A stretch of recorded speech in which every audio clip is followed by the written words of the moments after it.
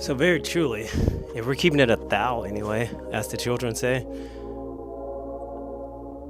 I planned to release this video ages ago.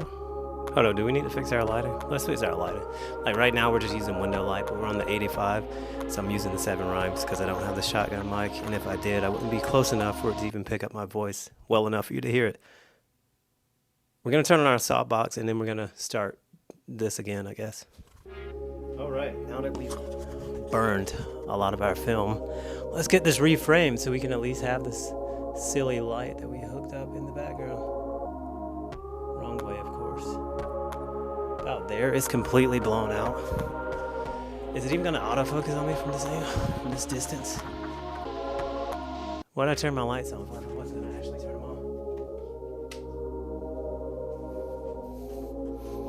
So as I was saying, I meant to edit this ages ago. I still do not like this frame rate at all. How about that? How about that?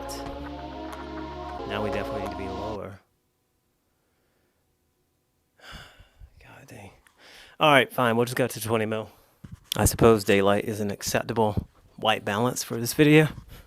Now we're going to move all the way back close to you so we can start this again. Okay, dope. What's up, guys? Bobby J. Nick. Quickly wanted to say, originally I was planning on posting this video, me and Brian Knox, ages ago. Luckily, I got really busy with work. All right, now I'm ready. Whenever you're ready. Well, yeah, I can't. This is wow. This is the behind the scenes stuff. Spin around in a circle. This is the drone dance, in case anybody was wondering. It makes it rain. It failed. It makes it rain on them hoes. Oh God. Calibrate the compass one more time.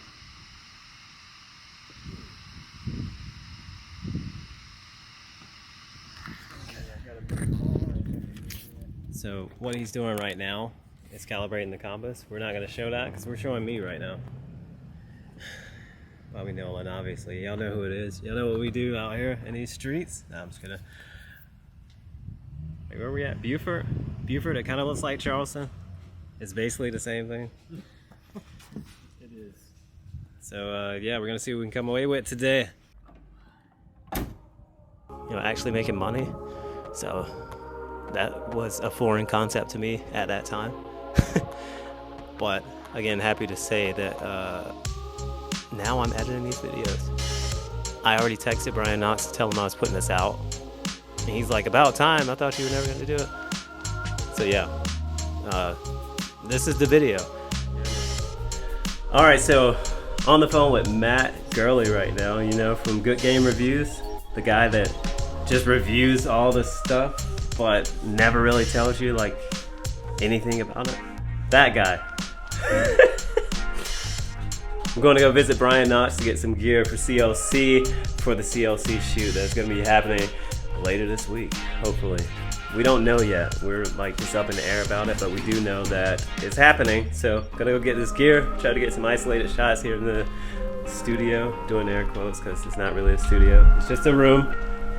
But yeah, let's go make it happen. Come on, Chance.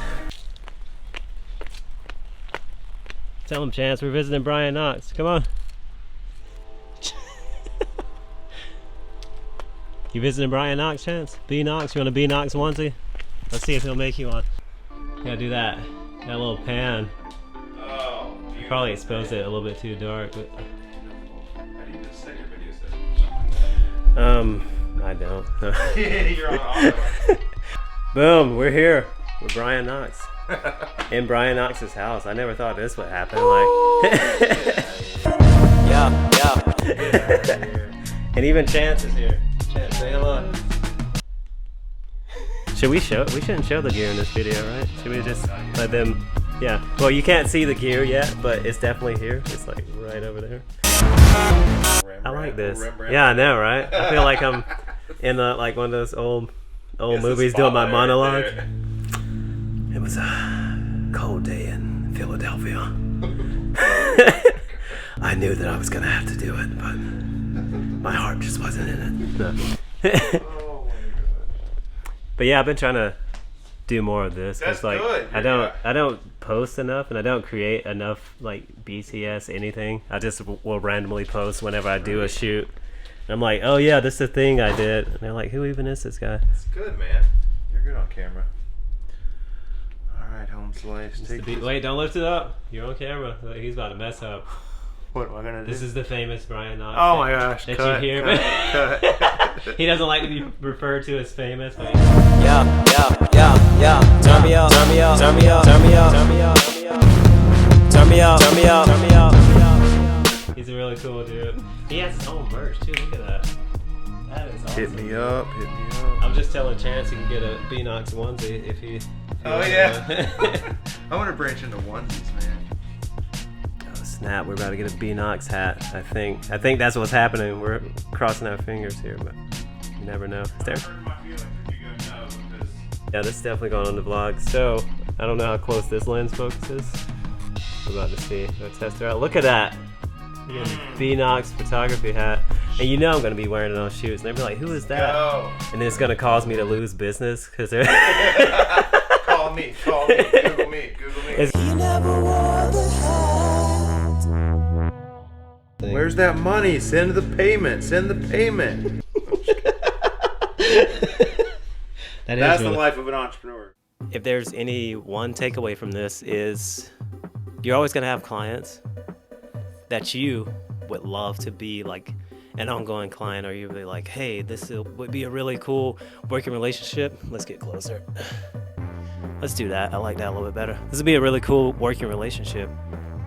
But a lot of these companies pretend like they don't have budgets when they do. And that's kind of what happened to us with different companies, multiple companies. There's just always this dynamic where people want what you have to offer, but they don't want to pay you.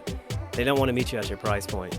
And oddly enough, their services, if you were to inquire about getting a service from them, whatever it may be, they're not going to move on their prices, but they expect you to. So the one takeaway is, which I did learn from the Future podcast. I think the guy's name is Chris. Something or another. Anyway, definitely worth checking out. But if they're not willing to meet you at your price point, you don't have to meet them at the deliverable that they are wanting. And very truly, you don't have to meet them at all. Like, if they don't think that your time is worth what you're charging, then they're probably not the right client for you, because it's just going to end in some sort of heartache. You're going to end up doing more work than you intended to do, and they're basically just going to get over on you. Okay, y'all can back up now. Basically, they're just going to get over on you, and it's just part of learning in this field, is learning your worth and not letting people take advantage of you, because they will 110% try to do so if you let them. And it's up to you to step up for yourself and say, hey, this isn't the kind of business I want to run. This isn't profitable or fruitful for me. So we're going to go a different direction and maybe work with a different client that isn't you. And there's nothing wrong with that. Obviously, don't be rude about it, but protect yourself and don't clear your throat in the middle of a sentence. No, don't just be out here getting hoed. That's like the best way to put it. The only way I know to put it. Because another example real fast before we roll the actual video that you're supposed to be seeing. There was a woman that reached out to me wanting me to be a photographer for some event she had going on, and she wanted me there literally for 8 hours, like a full work shift, and then she wanted me to do it in exchange for exposure. And not to be mean, but I don't even know if that place exists anymore. So very truly, I would have worked for exposure from a place that doesn't really even have any exposure, doesn't have any real, like, their brand isn't fully built. Not many people know about them.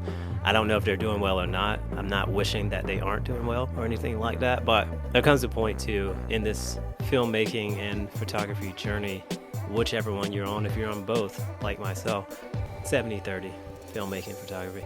If you're on both, regardless of what it is you do, at some point you have to stop working for free. You have to stop working for exposure. You have to stop doing favors for friends. I mean, you don't have to, but you get what I'm saying. If you want it to be a career, you have to get paid, obviously. And if you're always apologizing for your prices, it probably means you're charging too much if you don't feel good about somebody paying you that much. You're like, oh man, I'm really getting over on them. Oh, I'm nervous to send this invoice. No, whatever your prices are, if they're priced correctly and if it matches your perceived skill level. Now, don't be naive. If you suck, then admit that to yourself. There was a time where I was really bad at what I do now. And there's probably plenty of times where people shouldn't have paid me as much as they did.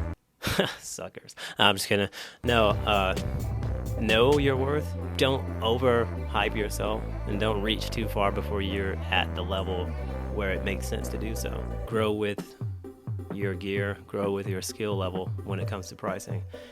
I don't even know why I'm telling you all this. Now the video is gonna be super long for no reason. Anyway. Firefly.